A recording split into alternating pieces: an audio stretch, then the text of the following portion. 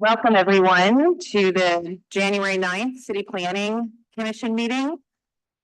If you are here to speak today, please remember that you need to fill out a card. We have cards over on both sides of the auditorium, so please go ahead and complete those, and then they'll bring them up to here. We welcome everyone, and we'll get started in just a few minutes. Commissioners, please go ahead and sign in.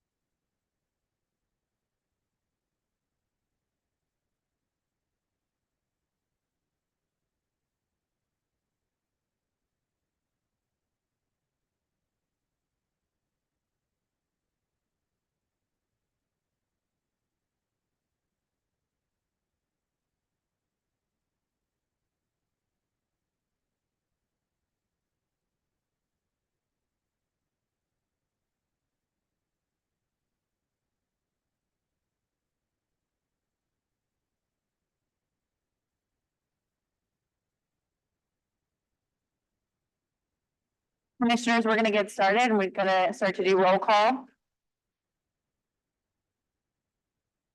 Commissioner Stewart.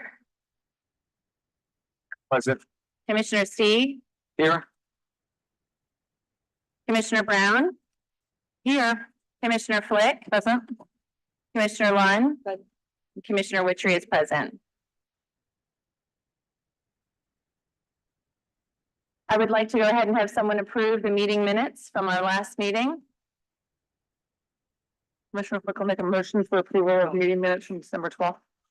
Second by Commissioner Stewart. Thank you. Any discussion? All in favor? To approve the meeting minutes from December 12th. I'm gonna go on this one. I just heard that.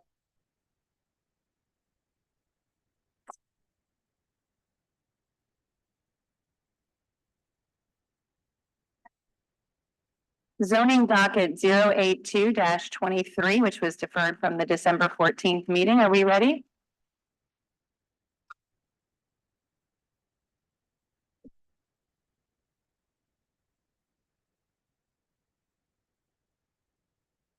I think it might be on. We need your mic to be on, Mr. Cole. Brilliant. There we go. All right. There we go. So this application seeks to change the zoning regulations that are applied to backup generators. It was initiated by council motion based off of concern that gas powered generators in particular emit a lot of exhaust. And so having minimal setback requirements, as is currently the case, creates a potential for exhaust poisoning, carbon monoxide poisoning, potentially not only by occupants of the house served by the generator, but occupants of neighboring houses. And so the council asked us to take a look at amending the setback requirements. We looked into the best practices suggested by the EPA as well as the regulations in neighboring parishes. Also looked at battery powered generators, which do not have the same exhaust considerations. And so as a result of all that, we're suggesting that there be a 5-foot minimum setback requirement for gas powered generators. That would be similar to what is used in neighboring parishes. And that there would be no change to the regulation of battery powered generators, which again don't have the exhaust issue, so those would remain having a 2-foot setback requirement. And so it's a modified approval recommendation before you. Cole. We're going to backtrack for a second because I'm so efficient. I forgot to read the rules. So we need to go ahead and read the rules quickly. We have formal public hearing rules. The City Planning Commission has established certain rules governing the procedures to be followed at public hearings. Before speaking, each person shall give their name, address, and state on who she or she is representing. Proponents of the proposal will speak for a period of 10 minutes, and each speaker will be allowed a maximum of 2 minutes. Opponents or other interested parties will speak second for a period of 15 minutes. Each speaker shall be allowed a maximum of 2 minutes. Proponents will be allowed a period of 6 minutes for rebuttal. Each speaker shall be allowed a maximum of 2 minutes. Opponents will not be allowed to rebut. No material, written photographs, maps, etc., will be accepted by the commission or its staff at any time during the public hearing. This procedure shall be followed except at such time when the proceeding officer shall, with the approval of the commission, members present and accept such time. Thank you all. So to move back to the zoning docket 0823-23, the staff recommendation is approval. It's a city council motion, so no one is here to speak on the matter. Commissioners, is there any questions for Mr. Cole or any discussion or vote? Or Captain?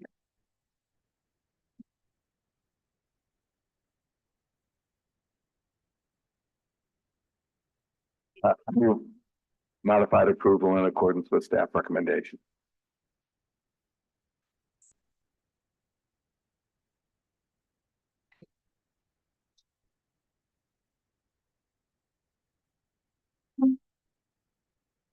Commissioner Fickle, second.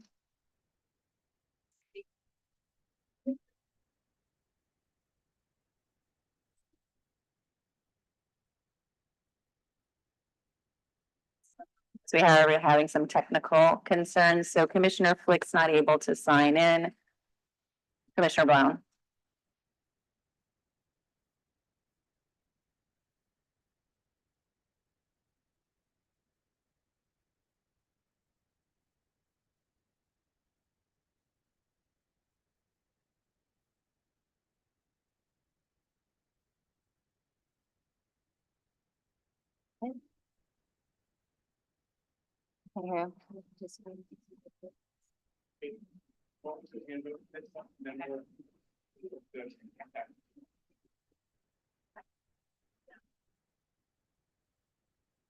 Commissioner Steve, could you just please raise your hand and tell us that you are moving to motion to approve? I can't see anything. Okay. Is there a second then? Commissioner Fickle, second. Okay. Any discussion? All in favor? I'll call Commissioner Steve. We have to vote. Commissioner Stewart, Yes. Commissioner Brown. Commissioner Flick. Yes. Commissioner Witry, yes. Commissioner Lunn is just absent for this vote. The motion carries.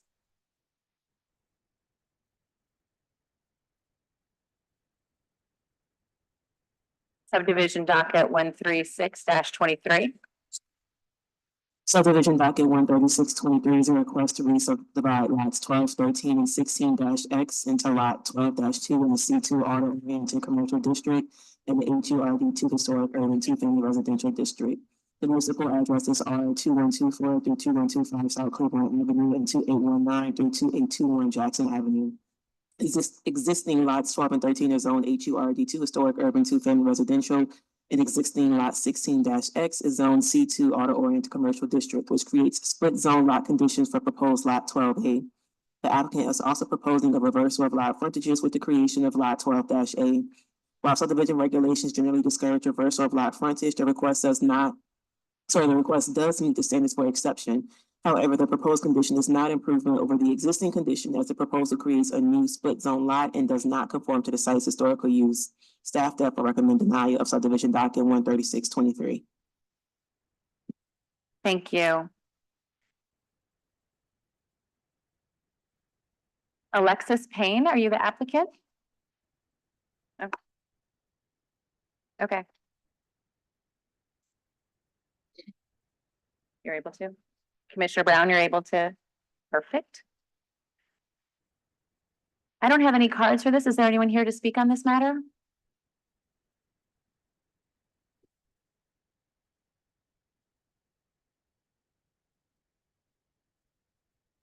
Any questions from the commission?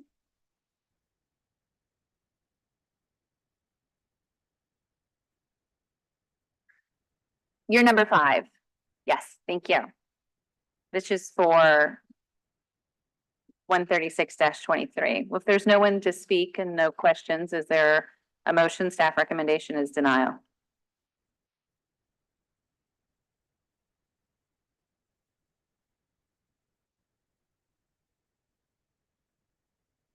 I have a question for staff. Applicant requested to follow the last meeting. Did they make any changes to the drawings based on that? There have deferral? been no change in the report from the last 3 deferrals. I see. Okay. I'll make a motion for, follow staff's recommendation now. Second. Thank you. Any discussion, commissioners?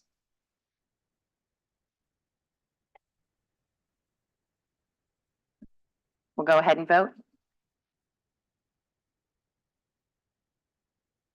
Zoning docket 136-23 has been denied. Moving on to zoning docket 090-23. This was deferred from December 12th. Zoning docket 9023 is a request by city council motion to consider regulations for parklets. The motion proposes 4 changes that would allow more parklets. The first proposal is to create a parklet special exception process to allow 2 additional parklets per block face for a possible total of 3 parklets per block face. The motion does not contain suggested language for review criteria for the additional parklets, and this could lead to an arbitrary decision for each case. If the parklet special exception process is created, the staff suggests the inclusion of approval criteria that describe under what circumstances the city council would approve additional parklets. The second change would be to remove restrictions on residential zoning districts on both sides of the street. The current use limitation aligns with the staff's initial recommendation. The purpose of this limitation was to safeguard the residential quality of neighborhoods. The staff's recommendation has not changed.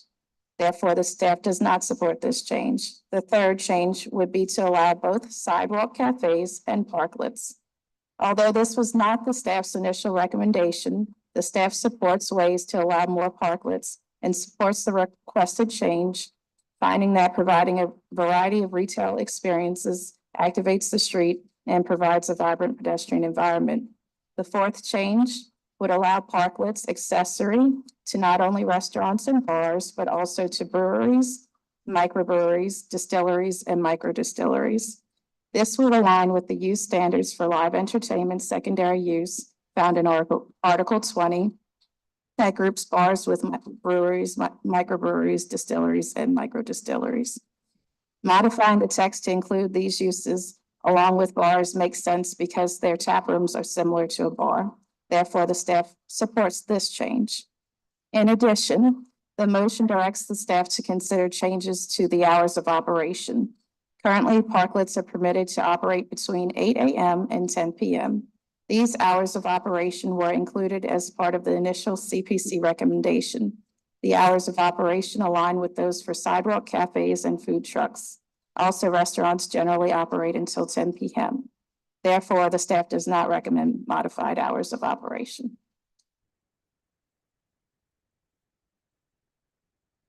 Thank you. I believe we don't have anyone here to speak on this matter. And if you all did just walk in the room, please go ahead and know that if you are speaking on a docket item, to please pull out a card and bring it up to the front, and we'll make sure that it gets up to me. Commissioners, do you have any questions for staff?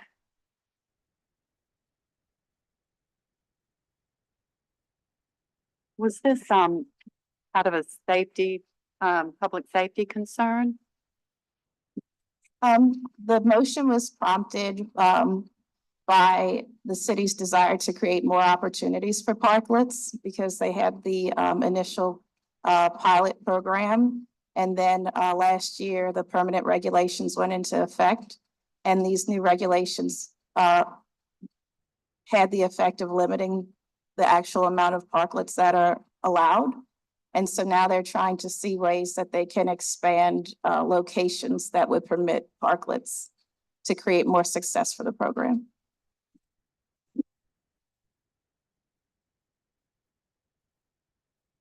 Commissioners, any other questions? If we were to approve the recommendations and then and require or recommend that city council establish approval criteria for having a special exception for 2 per block, would it then come back before us to approve the criteria? Or how? The way that it's written is that it would go to the city council directly and not through city planning, Okay, and for they the special exception. they would just. I think the question was, does the review of what the criteria are come back to us? Yes, I don't think that would. okay, So if there are specific things that you want to include in them, you should include them in the motion. okay, thank you. So our modified approval recommendation, we established about 5 different criteria that's included at the end of the report.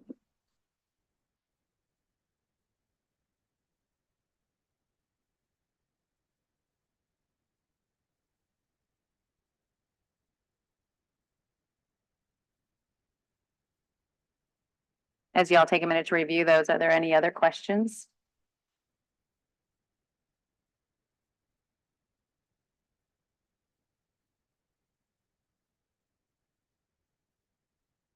And staff recommendation is modified approval.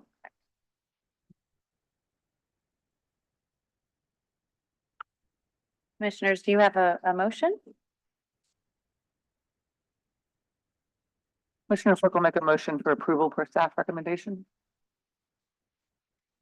Commissioner Sieg has second. Thank you. Any discussion?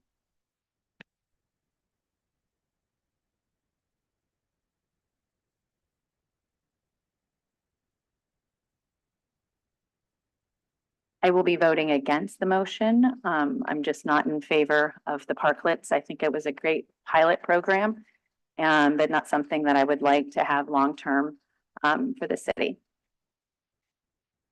There's no other discussion. You can go ahead and vote.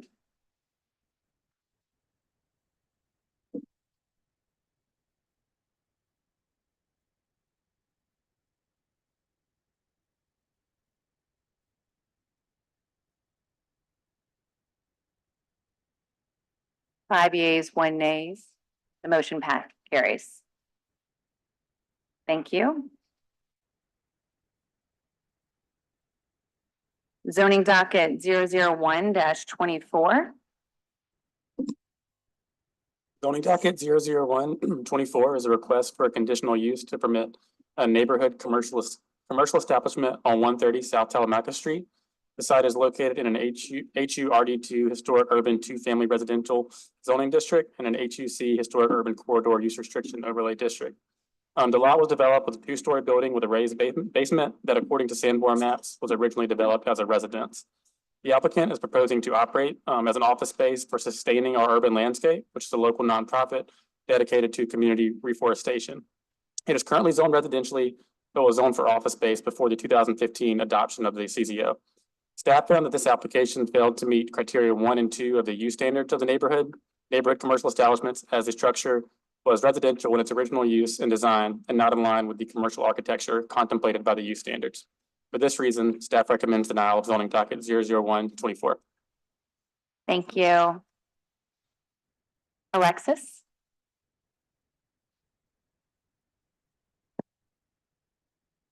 I have 2 cards that say they're applicants, Alexis and Gail Delcorin.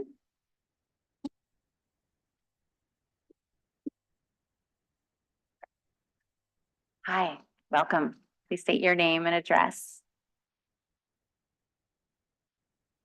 It's not working. Maybe try another. Here? Yes. Third time's a charm. Yes. And you can pull it so you don't have to, you can stand up straight. There. There you go. Much better. Welcome. My name is Alexis Payne. My address is St. Louis Street. Say the whole thing. Yes. 2606 St. Louis. And I'm part of Soul, a volunteer, and really benefit from some of the work that we do with Soul. Just now, I was riding past some of the cypresses that were planted in the past seasons and see them absorbing some of the really serious flood water that occurred over last night, really threw down. And also, feels like the benefit to Soul, there's grants that are important that are kind of dependent on remaining in this location and getting the zoning. Mm. Thank you for your time. Are you the executive director of this? Oh, no, Okay. I'm not I'm part of Soul, one of the volunteers. Okay. I missed that. Sorry. Thank you. Does, Gail Del Corral?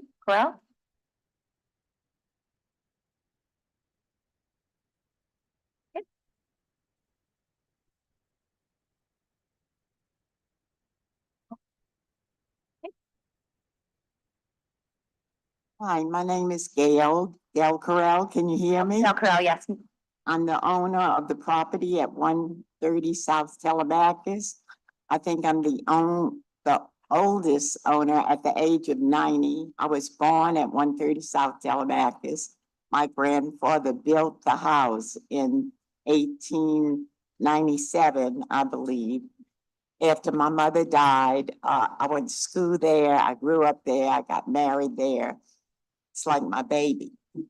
And when my mother died, I moved my model. I had a modeling talent agency and a modeling school, which was licensed by the state of Louisiana. I moved my agency and school there. After Katrina, I think I was the only property that as soon as the city let us back in, still operated because Telemachus is raised and nothing was touched. So we continued operating. After that, I sold the agency and rented the property to 2 movie producers, which stayed there until COVID. They couldn't produce anymore. They moved out of state. After that, I rented it to Soul, and it's always been commercial as far I was never notified. I love that. That's like a baby to me. And I've always had good commercial tenants, and I'd like to continue to do that, especially with the tenant I have now.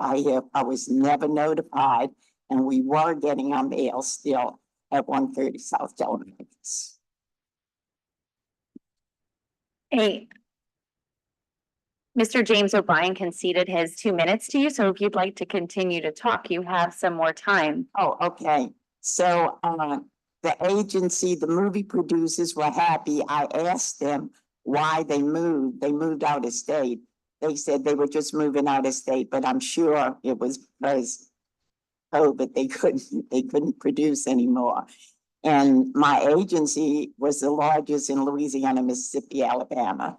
And like I say, I was licensed, and it's always been at Telemachus as soon as I got the property from my mother. If you all have any questions, I've always had good tenants. Anytime anything was wrong, we mailed out all those letters that you all asked us to mail out. And only one person came, and she mentioned a few things she wanted done, which my tenant did immediately, and we've had no complaints ever since. And anything that you all want me to do to keep this or keep it as commercial, I really would appreciate. I have a question for you. So, I know the property on Canal is commercial and then there's new construction that was built in between. It looks like your property and another property. Is that new construction? Is that commercial or residential? I don't know what property you're talking about. If you're looking at your property, the one on the left, the new, I'm 2 houses from Canal Street. right? Okay, And like when I was born and they had a grocery there. On Cortez Street was the Cortez Theater. Across the street was another grocery store. When I moved the agency there was a beauty parlor there. And there was a church and another, I'm not sure what they did. I thought they taught singing lessons, but I'm not sure. But I mean, it was always, as long as I know, it was always commercial. and the church is, you're facing the parking lot of the church? Yes. Okay. And in fact, that where the church was a big house with all that land, and we used to play tours in there. Climb the trees. Do y'all have any other questions? Please, please, please.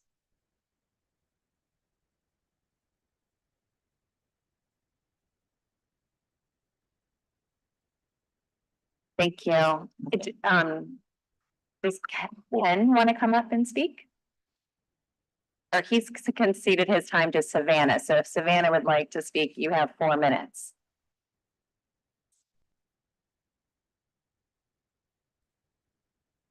Thank you, Val. Hello, my name is Susanna Burley and I live at 133 North Hennessy Street in Mid-City. I'm the founder and executive director of Soul, Sustaining Our Urban Landscape. And since 2016, we've planted 8,782 trees throughout Orleans Parish.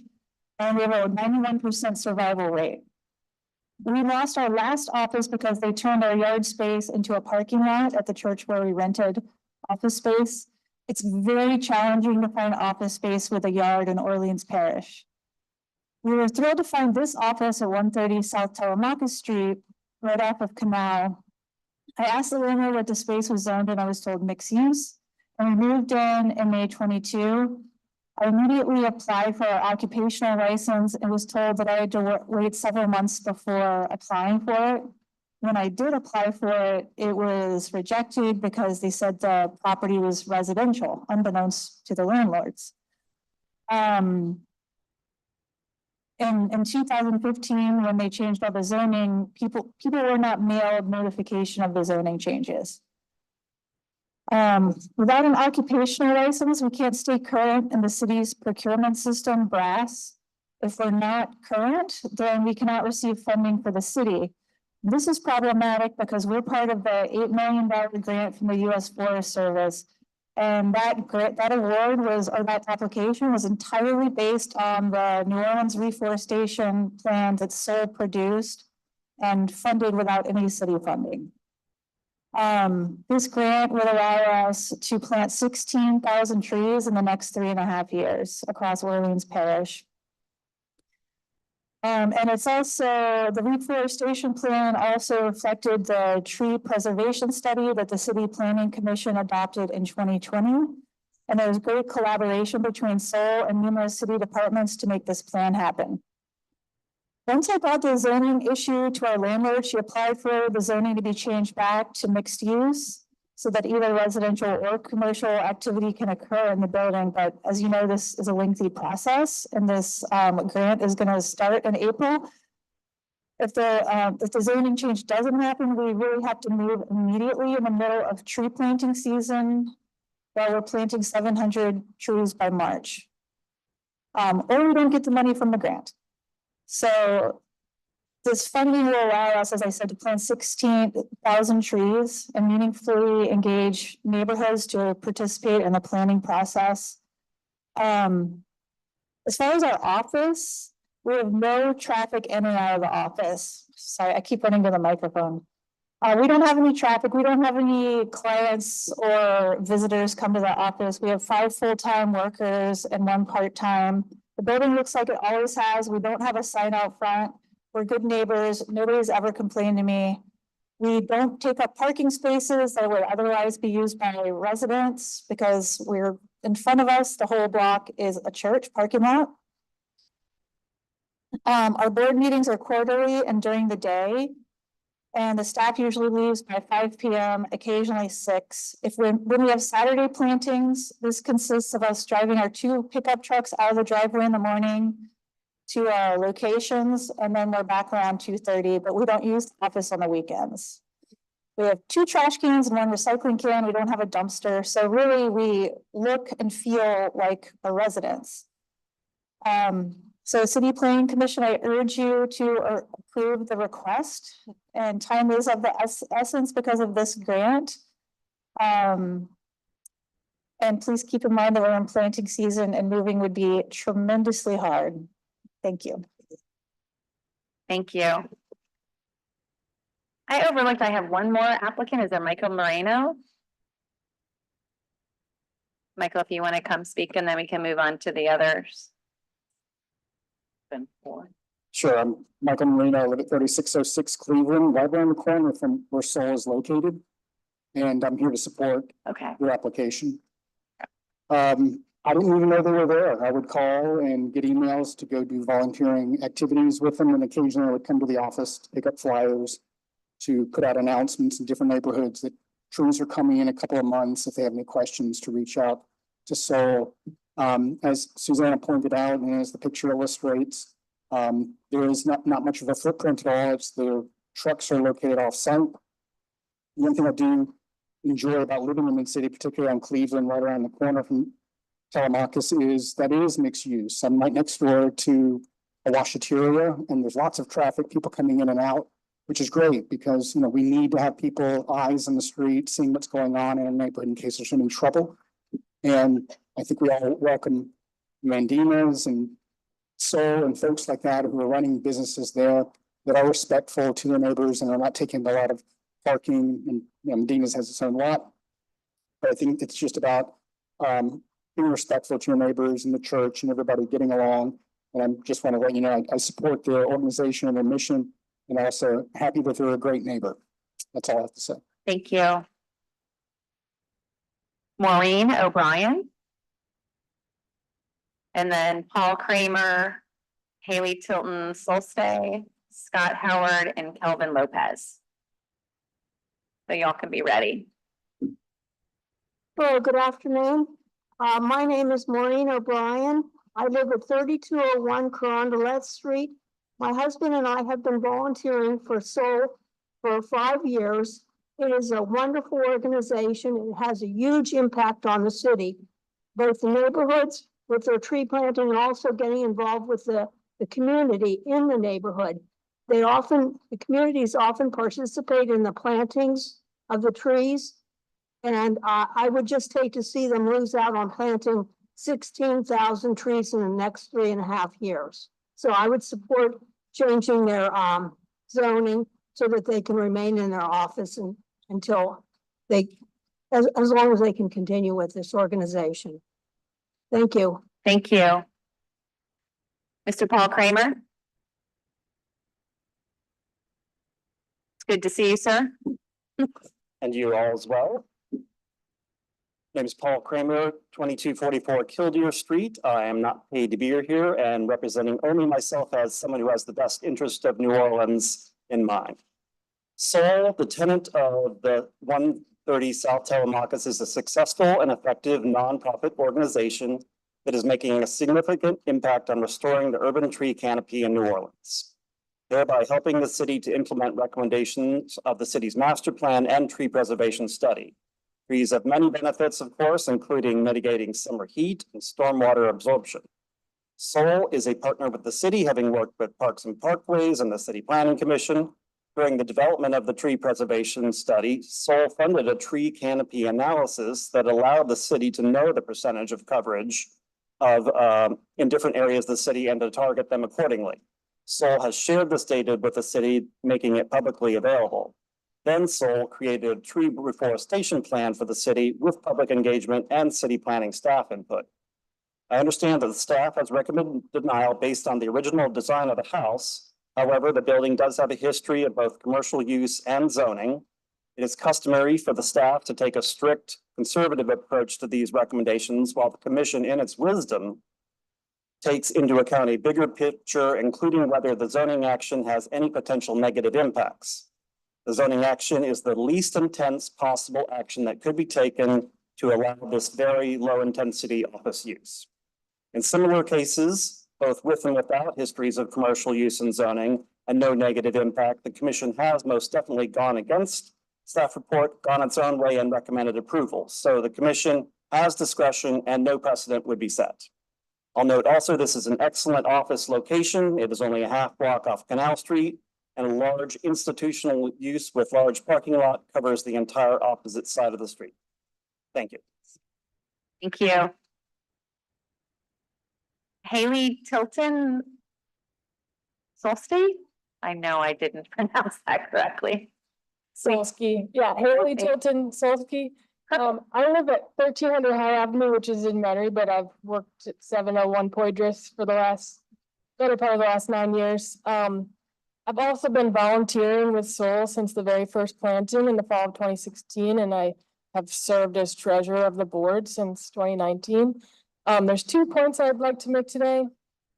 As a volunteer, I think, something that I think about a lot is that the city faces a lot of challenges.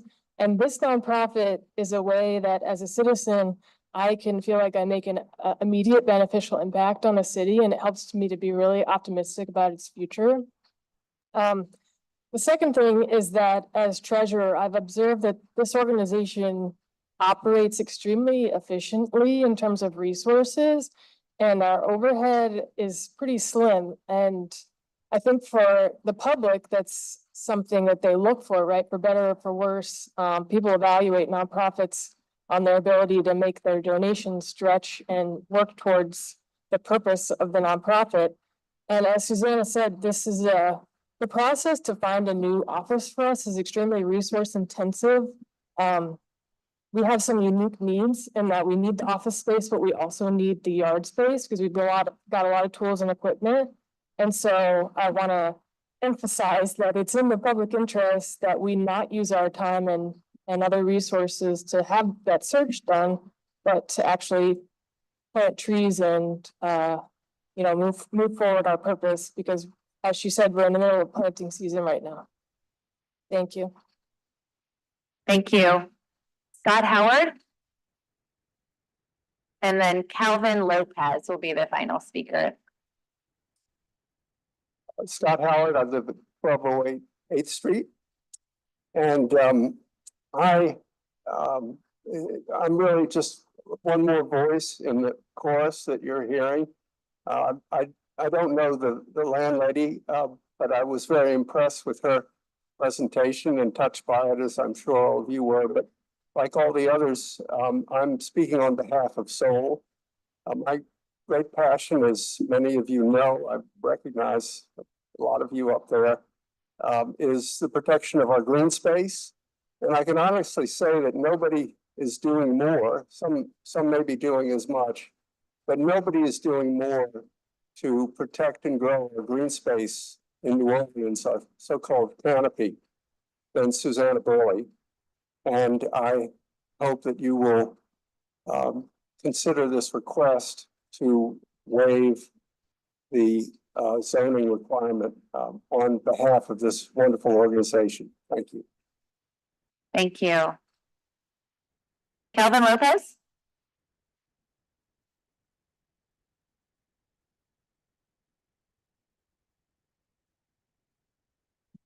Good afternoon. My name is Calvin Lopez. I reside in East New Orleans, 7450 Mayo.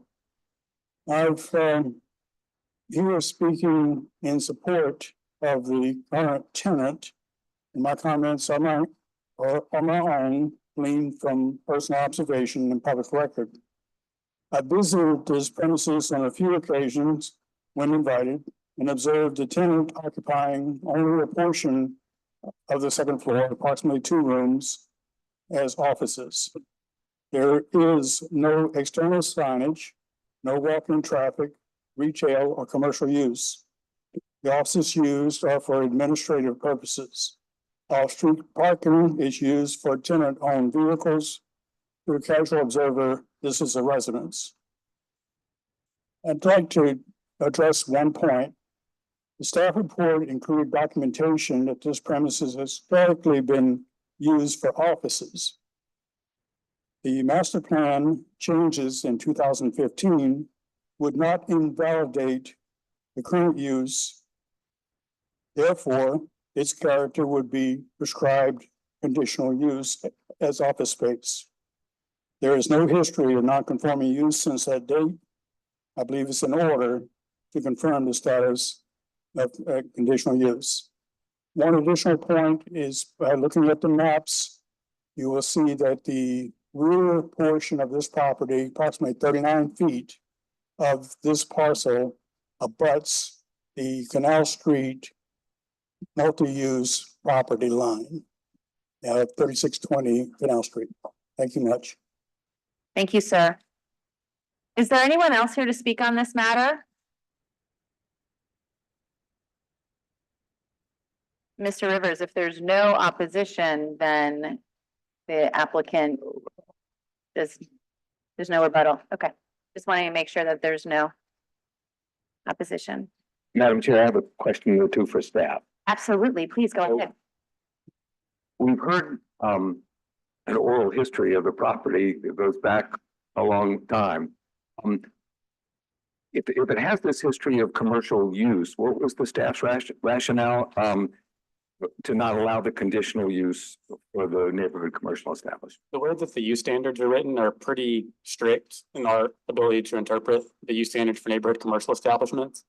I believe we recently had another case like this on Lafitte Greenway. If y'all recall, it was a 500 square foot home that functioned for a time, I think, as a law office, maybe. So this is kind of similar to that. We had to kind of go along, even from my understanding with that. Yeah, no, Brennan's right. The regulations written that the building must have originally been built as commercial.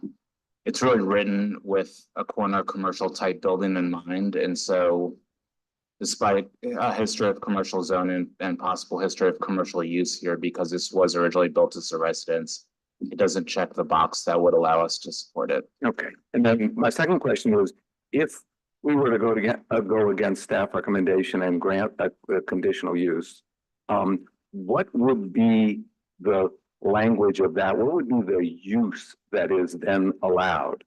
Is it office or is it more specific to the use of this particular tenant? How would it be worded? I believe it would be a neighborhood commercial establishment, and then under that use is a list of uses that is permitted. One of those uses is an office. So it would be a neighborhood commercial establishment, and drawings would be submitted and recorded as part of that would show it as being an office. And so any different use would require other drawings that would have to come back to us. Okay. Yeah. Commissioner Sieg sort of hit on part of my next question, which was if this building no longer suits the needs of this particular, well, in this case, the nonprofit, the other uses listed here, it's not, the drawings would not say be consistent with those of a restaurant, say, so that would have to come back to us, correct? Correct. It could go through a. So the uses that could be done, if this is approved with no additional, you could put restrictions on it that say just office. But if you didn't, the uses that would be allowed essentially by right, meaning they would record updated drawings, but that would be an administrative process. Our art gallery, art studio, daycare center, office, personal service establishment, so like beauty parlor, specialty restaurant, so coffee shop, not standard restaurant, and then retail goods establishment. So that's kind of what they get by virtue of getting the conditional use approval, but you could further restrict that by adding a proviso. Thank you.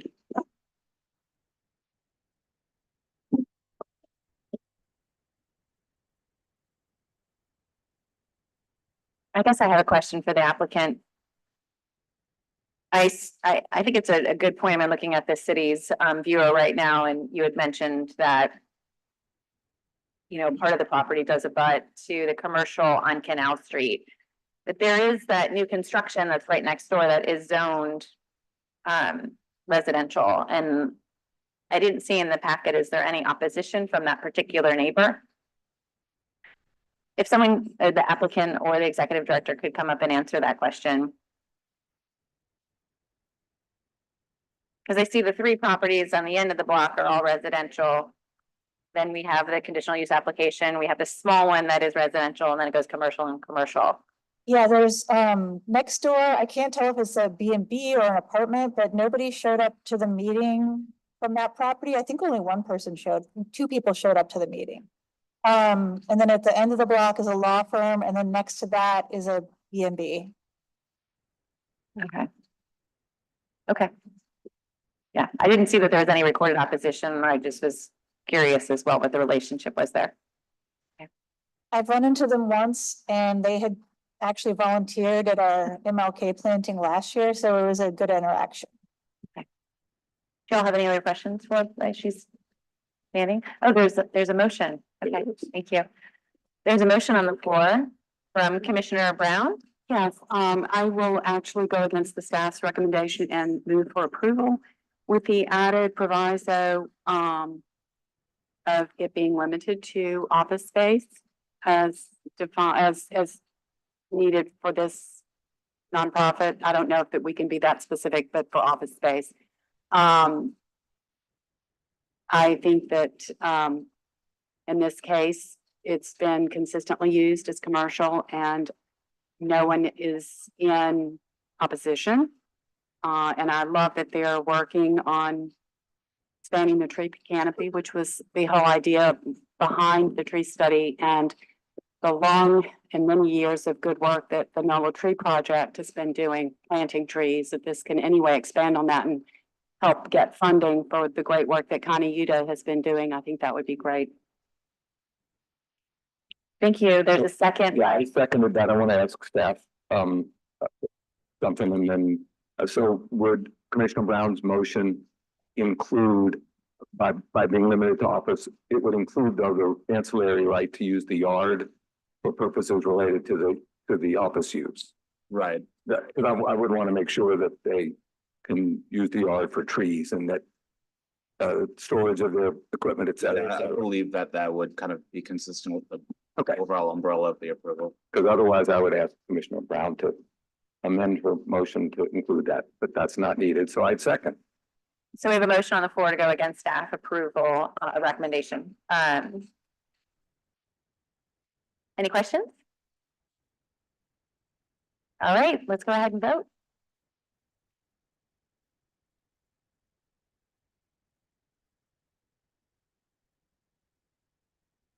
Six yeas. Good luck. Yeah. Zoning docket 002-24. Commissioner, perhaps we could revisit that. Rachel is pointing out that there is a use standard that prohibits outside storage. So it sounds like the commission may want to waive that standard as part of the approval for the previous one. So shall we retract our motion? Worry about that. There would need to be a motion to reconsider based on new information. Paul? Hold on. We need to go ahead and make a motion to reconsider since there is an item that needs to be reviewed. The yard. So what do we need to do? You, A motion to reconsider and then a vote to add the language that Mr. Kroll has suggested. Okay, okay, Mr. Stewart. Okay, I second the motion to reconsider. Okay. Right. So there's a motion on the floor just to reconsider, correct? what Mr. Kroll's notes about the outdoor storage. Yeah, so consistent with the intent to allow outdoor storage, you may want to consider amending your approval to waive section 20.3.NN.9 so that outdoor storage is allowed. Mr. Stewart, Commissioner Stewart, you got that? You're adding waiver 20.3 NN9. Yes, Madam Chair, based on the information. That's fine. So can we go through those together or do we have to act separately? So we're voting on going against staff recommendation. We're going to approve. And we're going to add the proviso that it's just going to be office. And in fact, we are going to waive the proviso 20.3 NN9 to be exact. And Commissioner Stewart made a motion. Commissioner Brown has second. Any questions?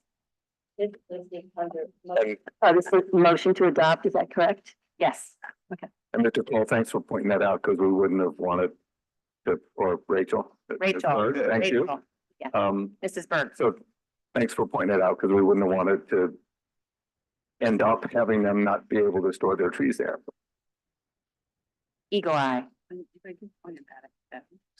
If there's no discussion, then let's go ahead and vote.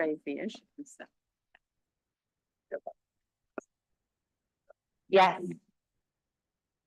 The motion carries all 6 in favor. Best of luck. Now we can move on to zoning docket 002-24. Which we have a deferral, I believe. Okay. Yes, this is a deferral. It's a pretty wide-ranging council motion that is, touches on a lot of technical requirements that are listed here, but the gist of it is that the intent is to make it easier to open a childcare center in New Orleans and to amend zoning regulations to facilitate that. And so our staff has begun working with safety and permits, the Department of Revenue, the State Department of Education. There are a lot of things to sort of deal with in the process of considering this. And so we are asking for a deferral the February 6th meeting. So Mr. Crindle is here to speak on this matter. Because you are the applicant, would you like to come down?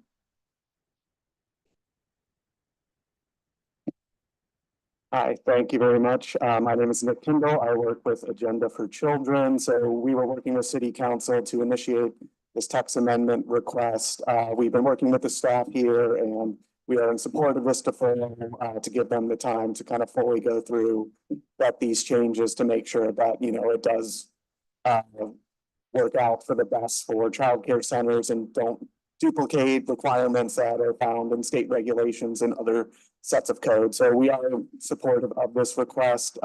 It is possible I might be out of town at the February 6th meeting, so I might end up requesting deferral to the subsequent meeting, but I will be in touch with staff if that's the case. So thank you very much. Of course.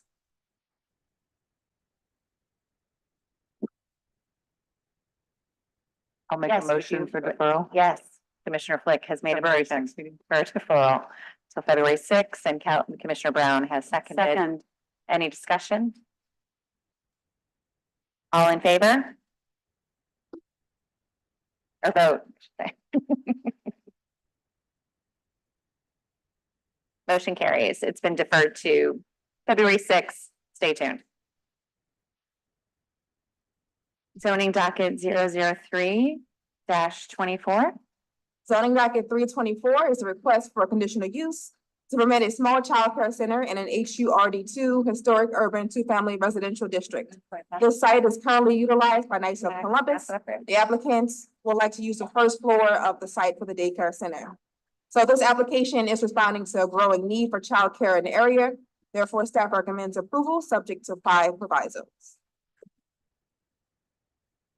Thank you. Ms. Drennan?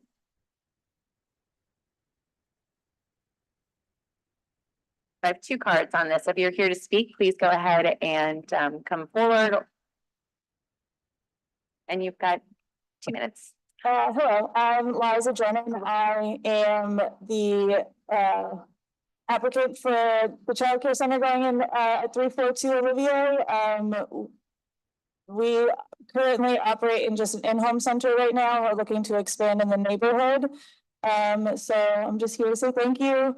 And if you have any questions, I'm here for that. You're aware of the 5 provisos? Yes. Okay, cool.